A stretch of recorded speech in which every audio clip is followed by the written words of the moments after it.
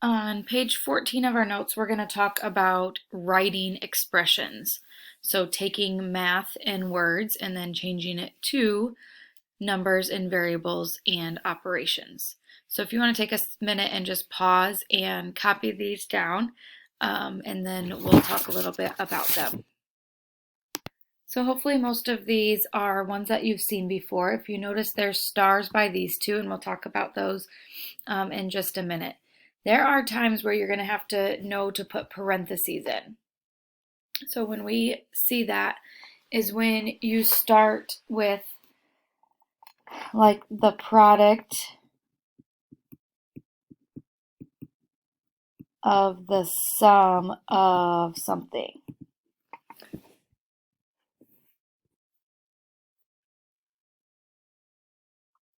Or we're going to do times the difference of something.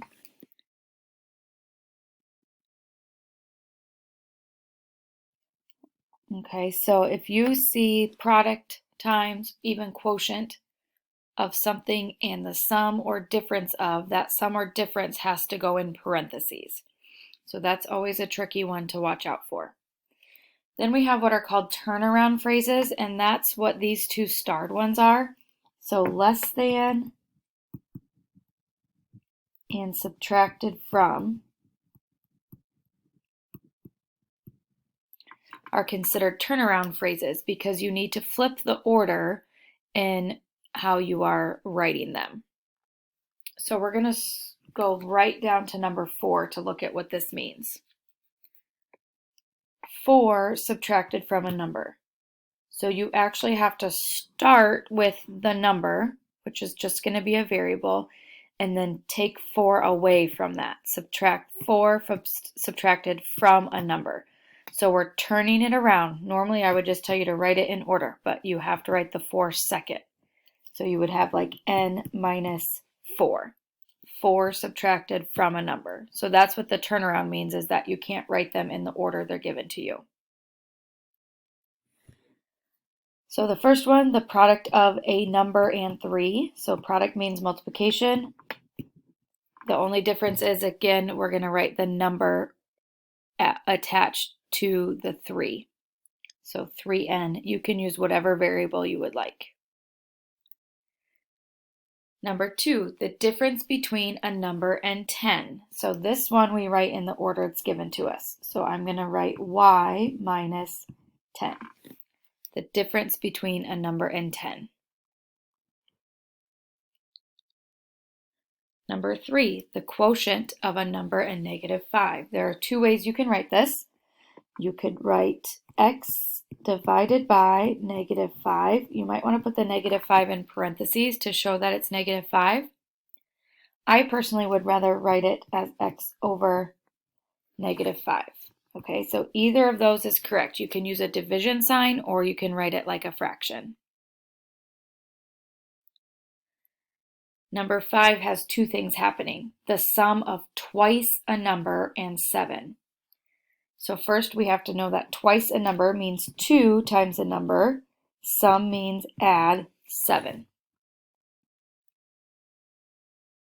Technically you could have 7 plus 2n, but again we like to write our variable first if possible. Number 6, the product of a number and 10 increased by 1. So we're going to take 10 times some number, increase, so add 1.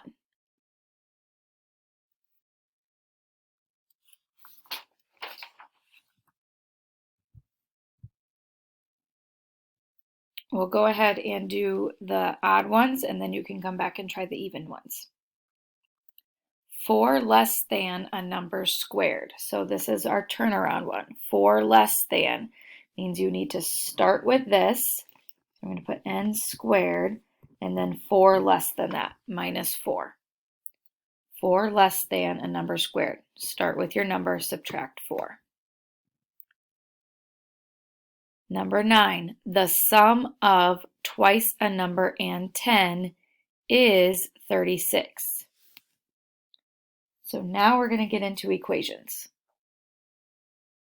So whenever we see the is, we're going to have an equal sign.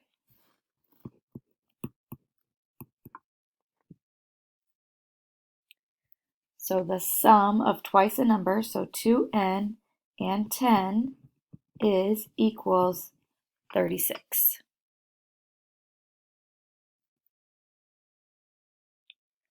Four times a number divided by 8 is 3.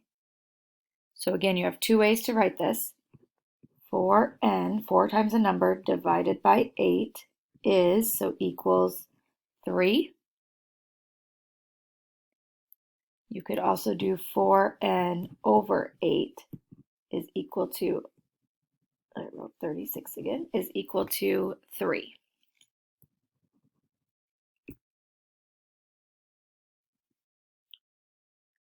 One half of a number is 8 less than the number itself. So here we are using the same number twice. So half of a number, you could write 1/2 x like that. You also could technically write x divided by 2, whichever one you're more comfortable with. Okay, so 1/2 of means multiply, so you connect it right there. So is equals 8 less than, so we need to start with our number, which is x, and take 8 away. So it's possible that you'll use the same variable twice. 15 decreased by the quotient of a number and 3 is 20. So 15 decreased by the quotient of a number and 3. So again, you can do n divided by 3 is, so equals 20. You don't need parentheses here because it is division, and we know that division happens first. If you want to put the parentheses in, it would not be wrong. You also could have 15 minus n over 3 is equal to 20. All right, so go ahead and try the even ones. You have 1, that's just the expression, and then 10 on down will be the equations. Number 8, twice a number divided by 5 could look like that, 2x divided by 5, or you could have 2x over 5. Either one of those is fine. Now into the equations. 3 times the difference of a number and 7 is 18. So here's where we have those parentheses. 3 times the difference. So you need to do 3, and then in parentheses, you put your difference. So a number and 7 is 18. 3 times the difference. So you have to show that you're multiplying 3 by the difference, which is why you need the parentheses. Same thing with 12. 5 times the sum. So 5 times the sum of a number and 6. So 5 parentheses x plus 6 is, so equals 48.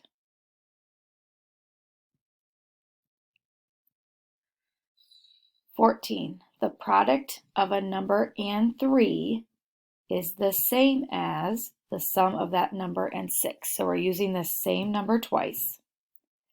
The product of a number and 3, so 3n, is the same as equals the sum of that number, so n and 6, n plus 6. 16. 4 less than the product of a number and 7 is 8 more than that number. So 4 less than means we have to do minus 4 like that. In front of that then is the product of a number and 7. So 7n. 7n minus 4 is 8 more than that number. So I would put n plus 8. You can also put 8 plus n. But again, we like to start with our variable whenever possible.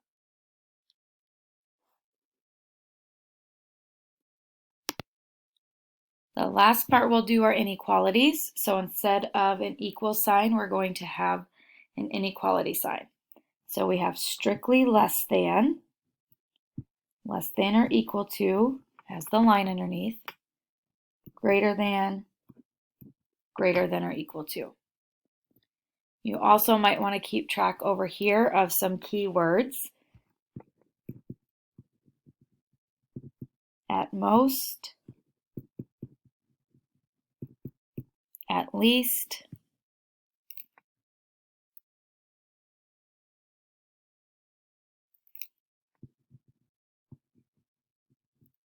no more than, no less than,